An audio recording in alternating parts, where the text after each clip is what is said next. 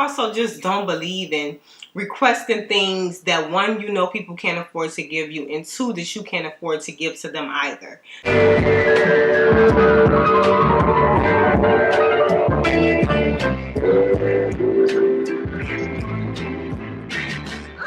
What's up, guys? Welcome back to my channel. My name is Shameka if you are new, and if you're joining us for the first time, make sure you go ahead and click that subscribe button, click the bell so you can be notified every time I post, and make sure you leave a comment down below. So in today's video, we're going to be talking about how to be feminine in a relationship. These are the tips and the tricks that I've used to make my man obsessed with me. Granted, he was obsessed from the moment he saw me, but to keep him obsessed, you know what I'm saying? These are some of the tips and tricks that I've been doing. This video is especially intended for Black women because I know that based on where we come from and some of our backgrounds, it can kind of make it hard to know how to be feminine and interact with a man. You know, a lot of us did not have fathers. A lot of us were not raised with a lot of men in our life. We pretty much a lot of us come from backgrounds with a lot of women, and so we may not know how to tap into our femininity, or we may not have ever been able to take a step back and rest in our femininity and allow a man to be the man in the relationship. We may have always been taught to be strong and independent and do this and do that, and then when we get a man, we kind of neglect his needs and his wants, because truth be told, men have needs and wants and desires as well. I feel like a lot of times when it comes to relationships, a lot of the emphasis is put on what a woman needs, but men have feelings too, and men like to be loved on as well, and men like to be cared for as well, you know, especially if they're going out here and working hard and providing for the household. The least you can do is put a smile on your face for your man when he come home. So I'm going to share some of my tips and tricks that I've used to keep my man in love with me. I'm gonna talk about the most uncomfortable one first, and that's just to make love to your man. I know that sounds like, duh, obviously he my man, why wouldn't I make love to him? But I think when you're talking about the real world and you're talking about adulthood, sometimes sex can become lost in the mix. You know, you're going to work every day, you're probably cooking every day, cleaning every day, tending to the children every day, tending to his needs, and when the day's over with, you're tired, you're sleepy, you're not thinking about having sex, you don't want to have sex. And so I think that it's really important to not let sex fall by the wayside in your relationship. It's really important to kind of make sure that you and your man are both satisfied in that category. And like I said, I know with all the responsibilities of daily life that can sometimes get lost in translation, especially if you have a significant other who has a very high sex drive, whereas you may have a very low sex drive. I think what's important is to kind of find a middle ground that you both can kind of compromise on and meet somewhere in the middle so that you both are satisfied. I'm not saying let the man beat it 7 days a week, because even Jesus rests on Sunday, so you ain't got to give it to him every day. I don't be with all of that, but do it enough to where he can't complain and it's not taking too much out of you as well. Just make sure you both are satisfied, because a lot of times I think us women, we forget that, you know, men, they do like nice things, but you can buy them this and you can take them there, but at the end of the day, some nice good sex is probably what they need to make them happy. They don't require a whole lot, but the top three, sex is probably number one. So make sure you're giving it to him, you know, enough so that he don't go looking elsewhere. Number two, don't make home a war zone. This is one that I've had to work on myself, and that just basically means making sure that your home is a peaceful place for both of you. He should be excited to come to you after a long day at work. He should be excited to come home and to see you and to eat dinner and just relax with you. Home shouldn't be a place that he is trying to avoid because he's know you're going to want to argue about this and nag him about that and question him about this and be in his face about that. Don't nobody want to deal with that. Don't nobody want to come home to that. Don't make your home a place that he wants to run from instead of run to.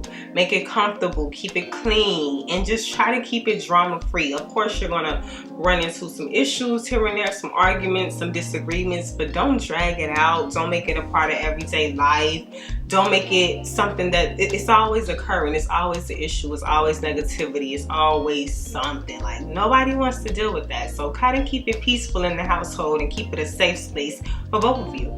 Number 3. Now I know number 3 gonna sound simple, but I think sometimes it may fall by the wayside. And that's just asking your man how he's doing. Ask him how his day is going. Ask him how he slept last night. Ask him did he get some good rest. Just kind of make sure and show that you care. I think a lot of times when we're in love with somebody or when we love somebody, we kind of just assume that they know we care and that they know that, you know, we want to make sure they're okay. But it doesn't hurt to kind of ask and kind of check in and say like, hey babe, how'd you sleep last night? Even though you slept amazing, you know, you still just want to ask him to show that you care and make him feel like you love him and you care about him and you want to make sure that he does get good rest and that he does have a good night's sleep and that his day is going well. So just tap in every now and again and just see how he's doing. Step number 4. I think by women, this one probably comes naturally to us, but I would just say organize his life. You know, make sure that if you see something that's kind of chaotic in his life, maybe for example his sock drawer, all the socks are all over the place, just take the time and match up the socks and make sure that everything is matching and looking good and easy to find so that his day can go smoother. You know, if he can wake up in the morning and be able to find 2 matching socks without spending 5 minutes searching for a match,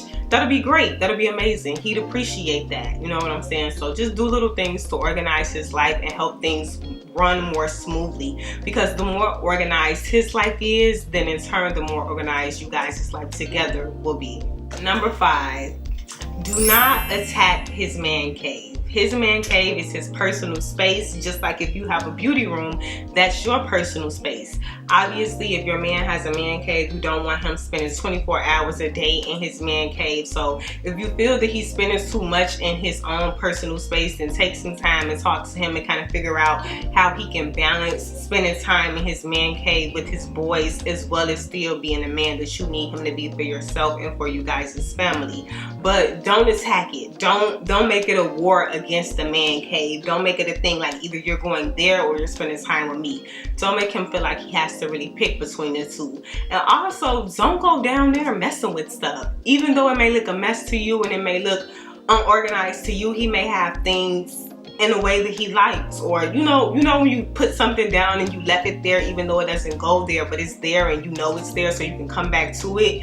He probably did that. Don't go down there messing with his stuff thinking that you're doing something. Like, leave the man cave to him. That's his job, his responsibility. That's his getaway. That's his place to just relax and unwind with his boys. So don't attack that in no way, shape, form, or fashion. Meaning don't go down there physically messing with things, and also don't try to compete with the man cave or with the time that's spent in the man cave. Respect his personal space just as well as you would like yours to be respected.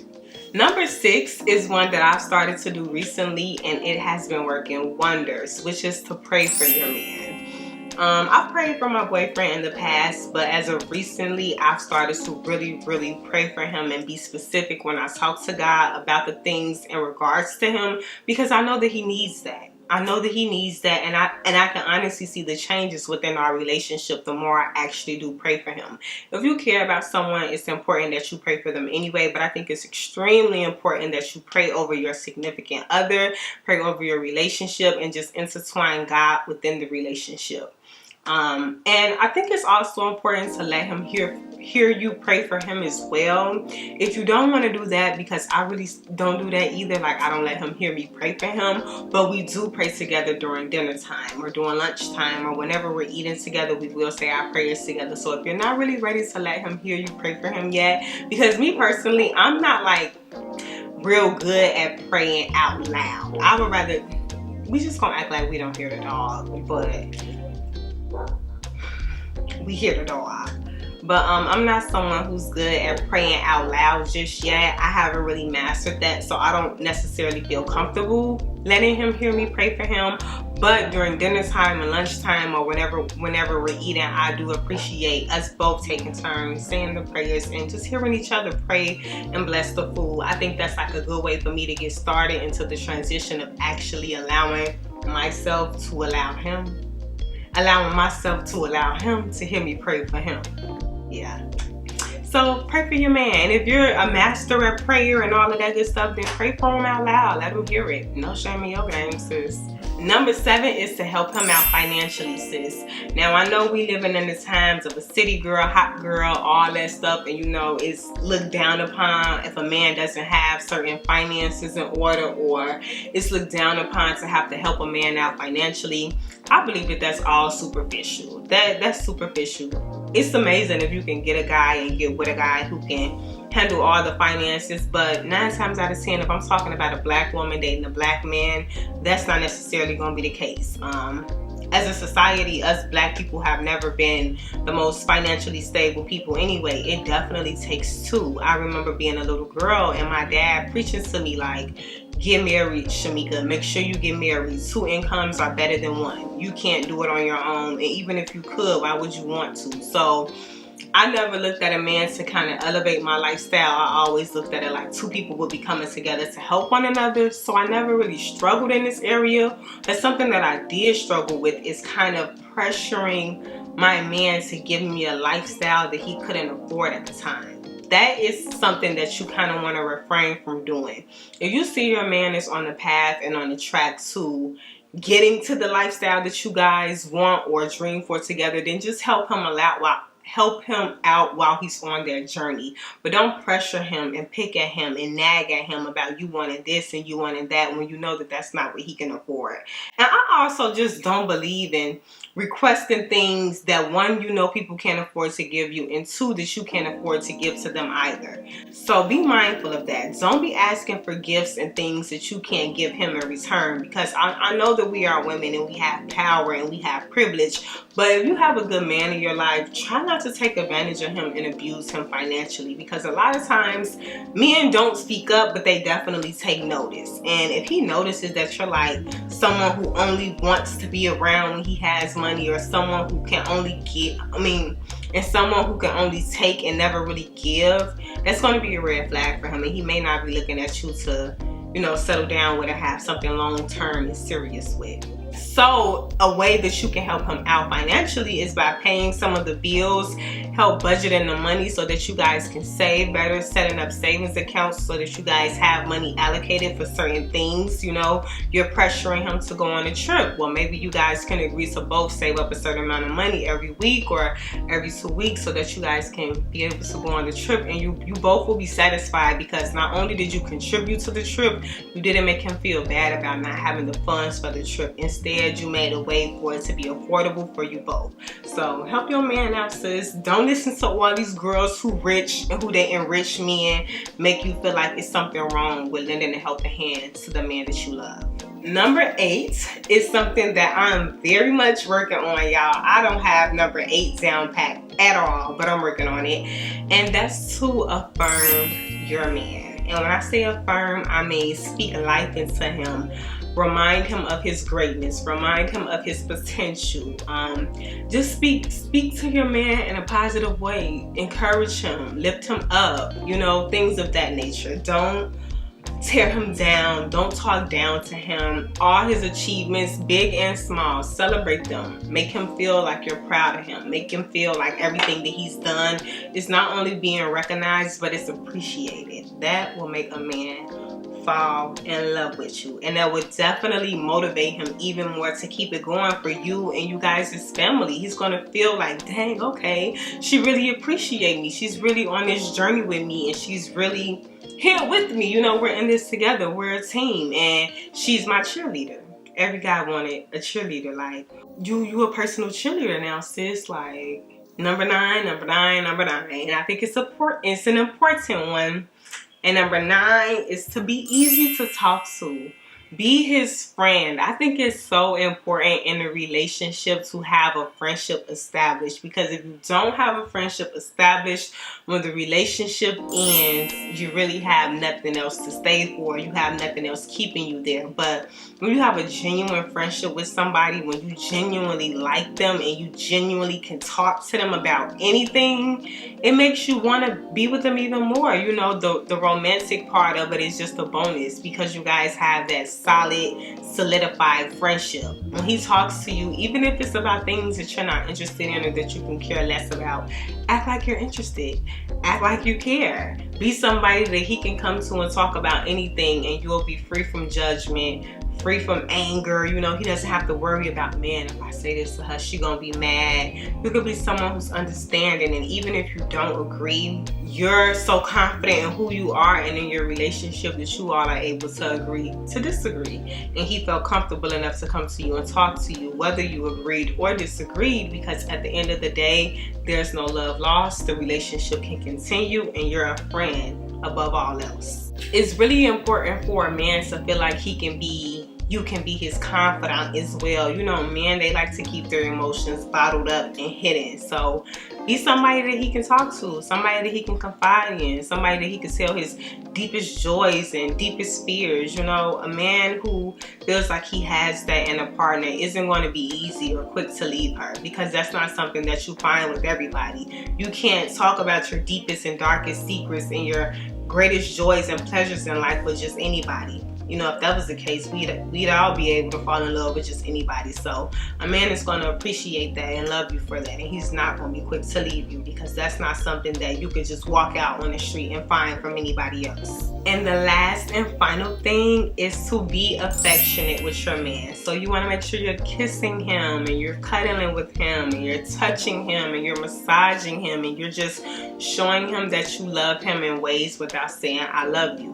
So for example, recently I've started to give my man little manicures around the house. You know, it's the weekend and I see he clipping his nails, so I'll just be like, you know what, babe, I got it. Come on, I'll get the water and my little tools and I'll give my man a manicure. And I think that's just such a quick, small, simple gesture to say I love you, I got you, I'm gonna take care of you, without doing too much, you know. So I think as women, we appreciate the roses and the rose petals and the candles and the balloons and all of those things, but I think that the men appreciate the small things, like a simple kiss on the cheek or a simple massage or a simple hand rub or a foot rub, if you get down like that, because I ain't messing with the feet.